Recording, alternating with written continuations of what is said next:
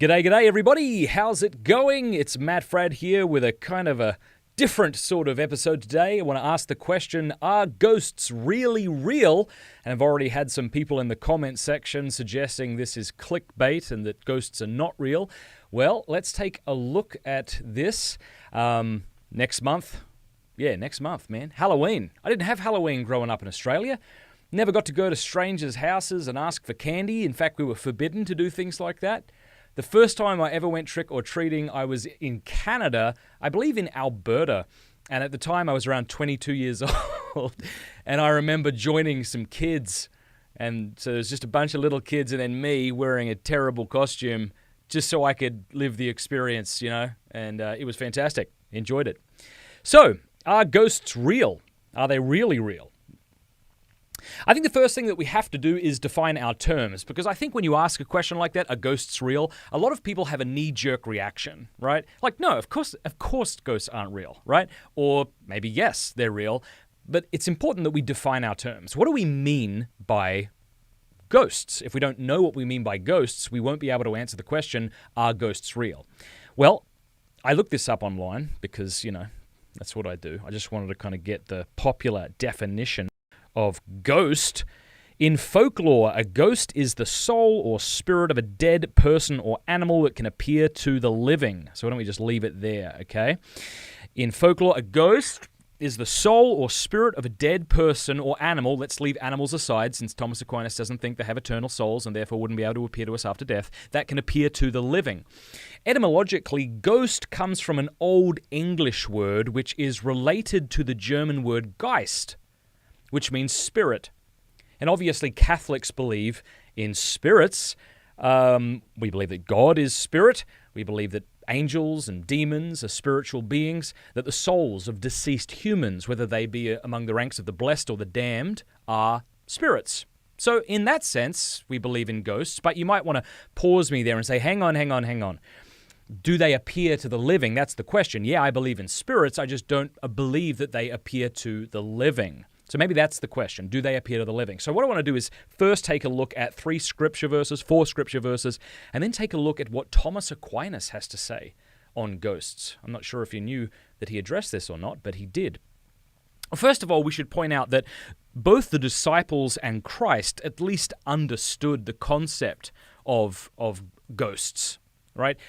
We read in Matthew 14:26, it says this, when the disciples saw him walking on the lake, they were terrified. It's a ghost, they said, and cried out with fear. Okay, so they at least understand the concept, that this is someone who is dead, who is appearing to us in some sort of supernatural form.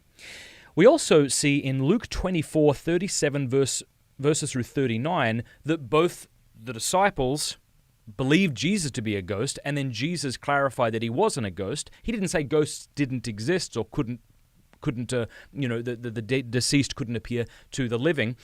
Let's read this. He says, they were startled and frightened, thinking they saw a ghost. He said to them, why are you troubled? Why do doubts rise in your minds? Look at my hands and my feet.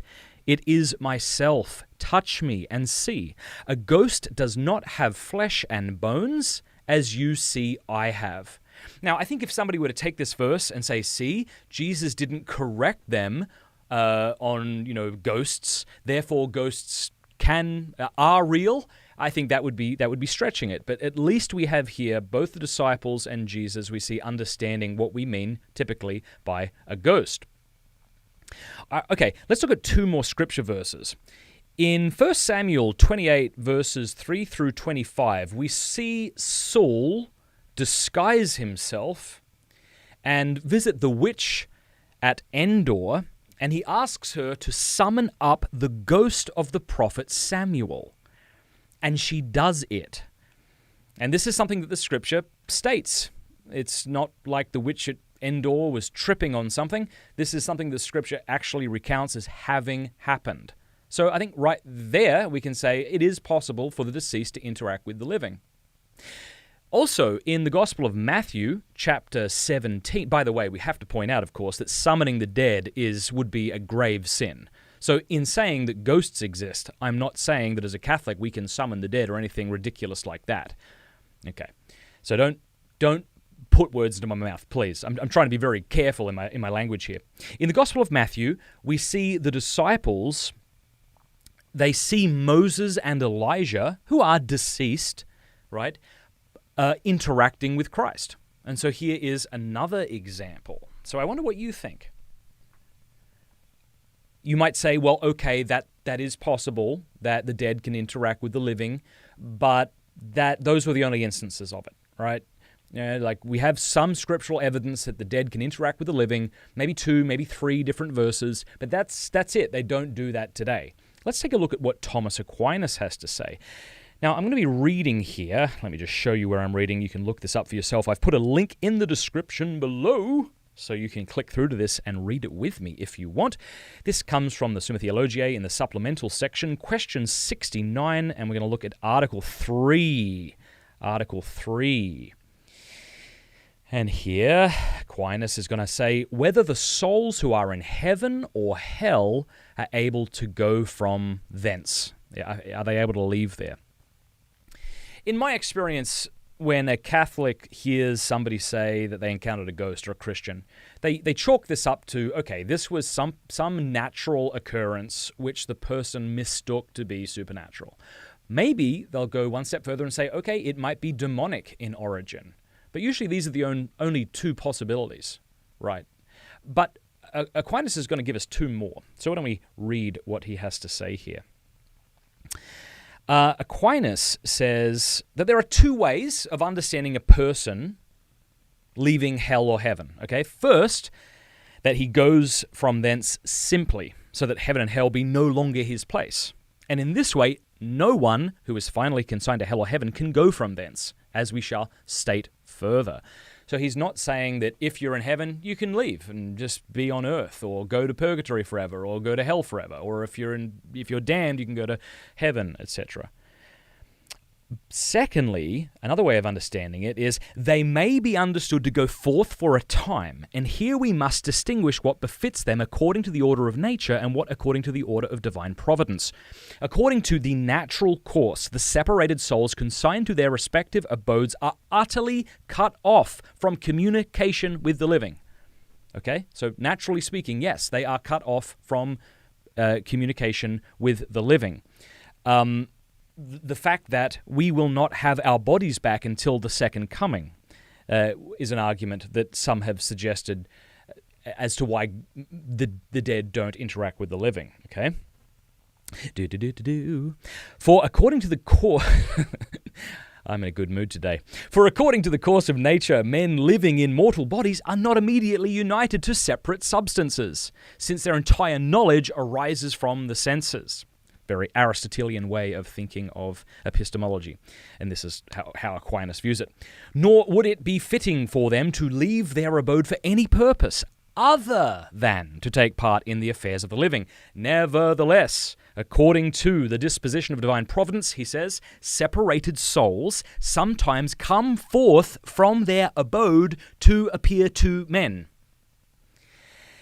Augustine addresses this in one of his works, where he talks about it's his work on burying the dead, and he's writing to a fellow bishop, and one of the things he points out is that a particular martyr, Felix, appeared visibly to the people of Nola when they were being besieged by the barbarians. And so he's like pointing to Augustine to say, see, even Augustine recognizes that the deceased can interact with the living.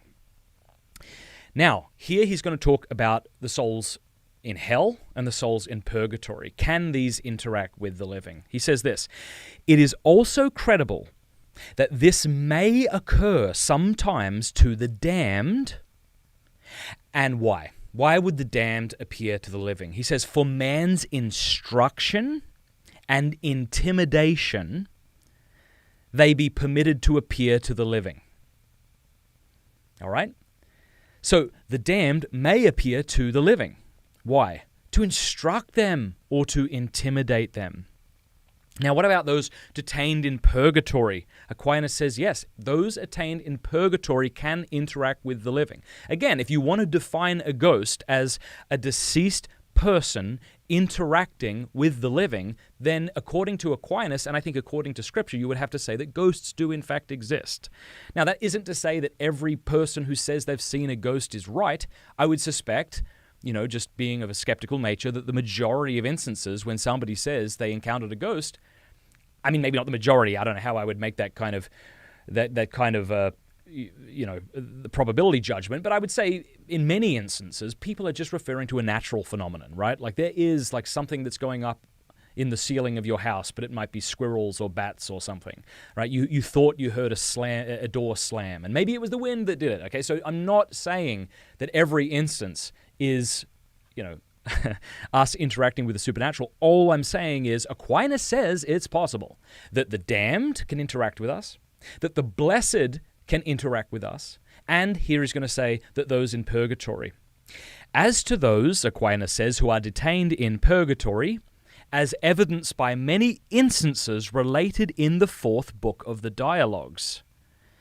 There is, however, this difference between the saints and the damned, that the saints can appear when they will to the living, but not the damned. For even as the saints, while living in the flesh, are able by the gifts of gratuitous grace to heal and work wonders, which can only be done miraculously by the divine power and cannot be done by those who lack this gift, so it is not unfitting for the souls of the saints to be endowed with a power in virtue of their glory, so that they are able to appear wondrously to the living when they will, while others are unable to do so unless they be sometimes permitted.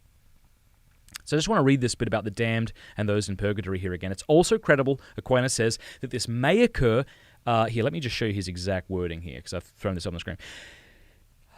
The damned, it is also credible that this may occur sometimes to the damned, and that for man's instruction and intimidation they be permitted to appear to the living, or again, in order to seek our suffrages, as to those who are detained in purgatory. So what he's saying here is, those in purgatory can no longer merit. So they rely on the prayers of us for their eventual release into heaven. That's one way of thinking about it. And so when he says for seeking our suffrages, he's saying that it is possible that those detained in purgatory would appear to us and ask us to pray for them or to suffer for them. So that is what Aquinas has to say on purgatory and hell and heaven and whether the dead can interact with us. So I would love your thoughts below. Let me know in the comments section. You know what I'd love to know? I would love to know if you think you have encountered a ghost. And again, I know that this can sound very superstitious, and I know because the majority of horror films are complete garbage, that to even sort of mention the word ghost sounds like we're saying something we shouldn't be saying. But if we just think of the spirit of a dead person appearing to the living, this is something that we see in Scripture, and this is something Aquinas says is possible. Okay. My sister and I, about a year ago, started a little podcast called Sibling Horror. I don't know what you think about this, but we started a little podcast called Sibling Horror, and you might rather think of them as sort of short suspense fiction stories. And it's really, we've had a good time. And one of them that I want to draw your attention to is this story that I wrote. It's called The Infestation. Fastened intently on mine. I should also point out that we paid a red-blooded American to read these stories because there is nothing scary about an Australian reading about a scary incident that took place. But anyway, I just want to tell you about this story because I'm fairly proud of it. I mean, every story that you write and release into the world, I don't know, I kind of feel like you wish you could change some elements of it, but it's out there now. It's called The Infestation, and just real quickly, it's about this liberal priest who barely believes in God and most certainly does not believe in the demonic. And he's approached one day by a parishioner who says that the devil is after her. And he chalks this up to superstition, right? This lady, after all, is into praying the rosary, wears the veil, she's into the Latin Mass, right? She's just superstitious. And so he writes it off. Well, she keeps asking him to bless her house. I'm not going to give the whole story away. Eventually, he goes and blesses the house, and he encounters something supernatural, and he doesn't know what it is. And the next day, he relays this story to a friend of his who tells the diocesan exorcist, who is this awesome, traddy, wearing the beretta priest, who comes and meets this liberal priest, and together they go into this house. And I'm going to leave it to you to decide whether the persons they encounter in this house are from purgatory, hell, or heaven, or maybe a mixture of all three. But if you're interested in listening to that, basically the story ends with the liberal priest coming to believe in the supernatural and the Catholic faith. So in some sense, I think it's a very positive story. So I've put a link in the description below to our little podcast called Sibling Horror. You're welcome to check that out if you want to. I'd also be happy to hear your objections to why I should be writing horror. Maybe this is something that scandalizes you. I don't think it should.